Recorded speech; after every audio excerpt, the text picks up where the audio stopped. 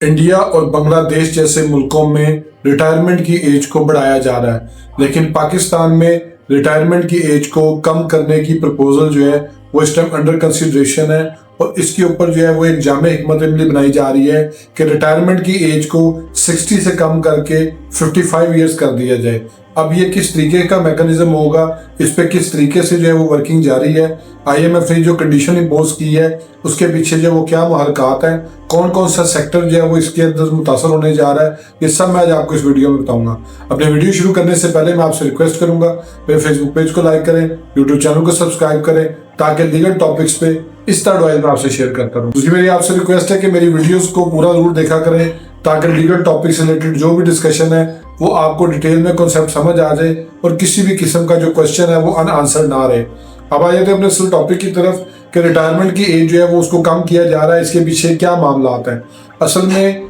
FBR को IMF ने ये बात प्रपोजल की फॉर्म में सबमिट की थी कि आपका जो एनुअल पेंशन का जो बिल है वो अप्रोक्सीमेटली अब 1 ट्रिलियन रुपए तक चला गया हुआ है, यानी कि इसमें जो पैसे हैं वो तकरीबन 987 बिलियन रुपीस बनते हैं, 987 अरब रुपया बनता है। ये रफली नियर जो है वो 1 ट्रिलियन के करीब है।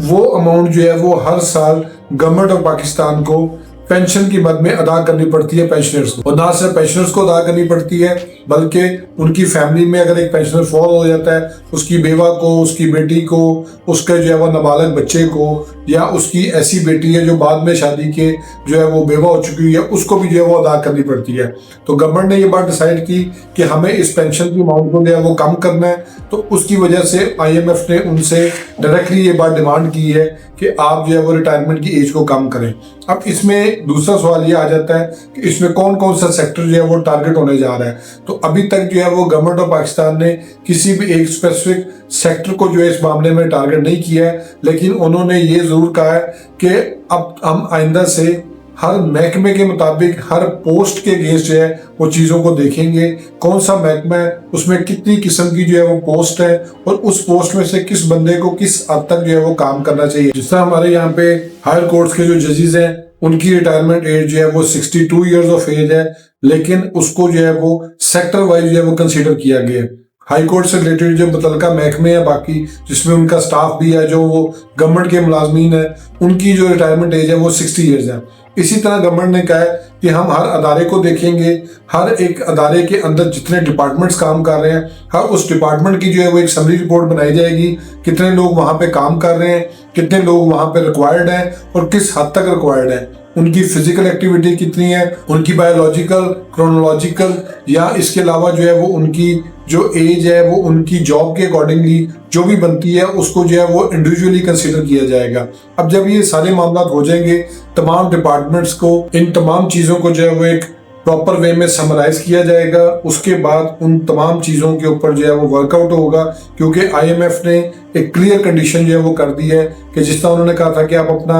इंपोर्ट बिल जो है वो कम करें, अब दूसरे नंबर पे उन्होंने कह दिया जी कि आप अपना पेंशन का जो लोड है उसको भी कम करें। पहले उन्होंने जो है वो टेक्निकल वे में इसकी रिटायरमेंट की और साथ में जो है वो पेंशन की कंट्रीब्यूशन की जो मामलात हैं उसको जो है वो चेंज किया है। अब वो स्ट्रेट अवे जो है वो इसकी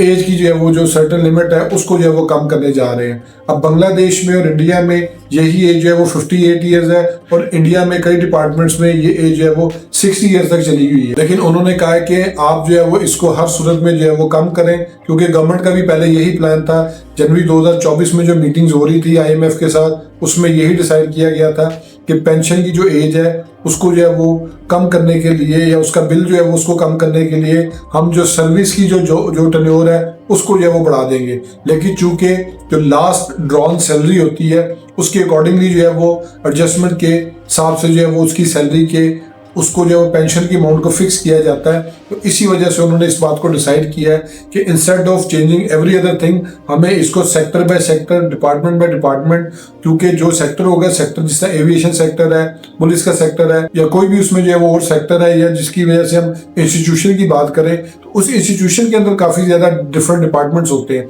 तो हर डिपार्टमेंट को जो है वो कंसिडर किया जाएगा, और हर डिपार्टमेंट के अकॉर्डिंगली जब एक समराइज वे में चीज़ों को जो है वो फाइनलाइज कर लेंगे, उसके बाद जो है वो एक ही दफ़ा में जो है वो एज लिमिट डिफाइन की जाएगी, और उसके बाद तमाम लोग जितने भी सरकारी मुलाजमीन हैं वो उस एज के अकॉर्डिंगली जो है वो रिटायर होंगे। और जब ये चीज़ डिटरमिन हो जाएगी कि इस हिसाब से जो है उनकी रिटायरमेंट होनी है, तो उसके बाद मामला काफ़ी हद तक चेंज हो जाएंगे, क्योंकि पेंशन रिफॉर्म जो है वो हर सूरत में होनी ही होनी है। और उन्होंने इस चीज़ का असूली फैसला कर लिया हुआ है कि जो 1 ट्रिलियन के करीब या 987 अरब रुपए का जो पेंशन का बिल है हर साल जो पे करना पड़ता है, वो सरकारी मुलाजमीन जो कि जरूरतमंद भी हैं, जो कि रिटायरमेंट की एज में चले जाते हैं, जिन्होंने पूरी जिंदगी जो है वो पाकिस्तान को सर्व किया है, उनकी रिटायरमेंट एज को जो है वो चेंज कर दिया जाएगा। अब जब ये चेंजिंग आएगी उसका क्या जो है वो आफ्टर शॉक होगा, और उसमें जो है वो किस तरीके से डिपार्टमेंट्स और जो ऑर्गेनाइजेशन हैं या इसमें जो इंस्टीट्यूट्स हैं वो कैसे रिएक्ट करेंगे, ये वक्त आएगा तो पता चलेगा।